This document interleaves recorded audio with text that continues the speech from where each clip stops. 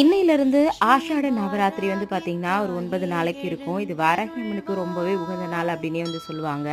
அதனால இன்னைக்கு முதல் நாள் அப்டின்றதுனால வாராகி அம்மனுக்கு பால் அபிஷேகம்லாம் பண்ணி, வீட்ல ரொம்பவே சிம்பிளா வீட்ல இருந்த பால் மட்டும் காய்ச்சி பிரசாதமா வச்சு, வாராகி அம்மனுக்கு அபிஷேகம் பண்ணி, இன்னைக்கு அவங்களுக்கு விளக்கேத்தி சாமி கும்பிட்டது என்னோட மனசுக்கு ரொம்பவே வந்து சந்தோஷமா இருந்துச்சு. இது வந்து பார்த்தீங்கன்னா, மொத்தம் 9 நாள் இருக்கும் அப்டின்னு சொல்லுவாங்க.